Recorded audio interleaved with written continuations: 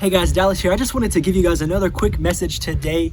In the beginning of 2020, I prayed for God to give me perfect vision. I prayed for God to open up my eyes, open up my heart as I'm a missionary here in Brazil. And I even preached a message saying that God is going to open up the hearts and the eyes of the people in the church. And I was listening to a message this week, and it was talking about, don't forget to remember that you prayed for God to do this. Don't forget to remember that you prayed for this in the beginning of 2020. And it's so crazy. We use the words 2020 to describe vision.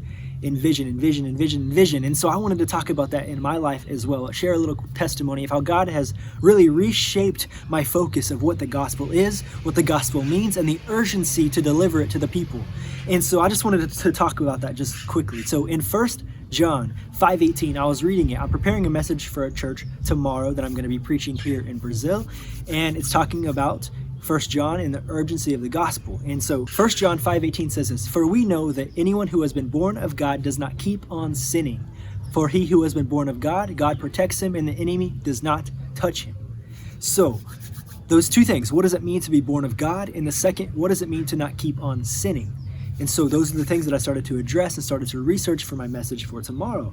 And as I kept going over it, in 1 John, it's talking about does not keep on sinning, for he stays in the light.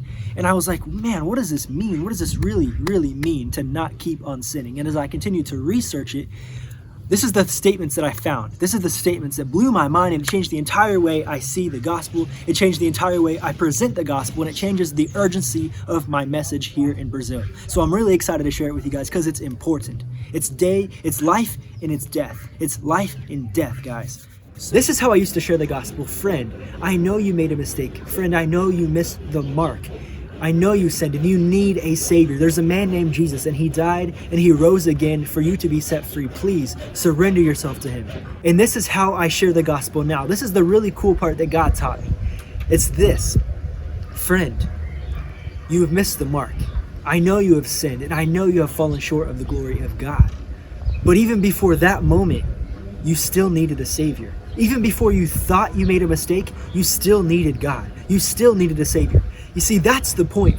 That's the point to understand. Don't you get it? That we never stood a chance without Jesus. You see, we have been born into sin. We are not called sinners because we sinned, but we sinned because we were first sinners. And I know that's kind of crazy to understand, but I'll say it again. We are not called sinners because we sinned, but we are sinned because we were first sinners. And you see, this is the point, is that we were not born in the flesh, and then we were not clean until we made our first mistake. No, we were born into sin because of the curse. So we needed a savior even before we thought we made our first mistake, guys. So that's the point. That's the thing that God is showing me, is that we need a savior. It's necessary. It's important. It's a requirement to be born again. And it's not this appetizer of the meal, guys. It's the whole meal. So thank you, guys. I wanted to share that word with you today. I hope it blessed you, that we need to be born again. We need Jesus, and that's the importance and the urgency of the gospel message, and that's why I'm in Brazil, guys. So God has really opened up my eyes. I don't have perfect vision yet, not even close, but God is truly opening up my eyes for the gospel. I love you guys. If you have not subscribed, please consider it. I'm going to be sharing a lot of videos here in the future. Love you. Thank you.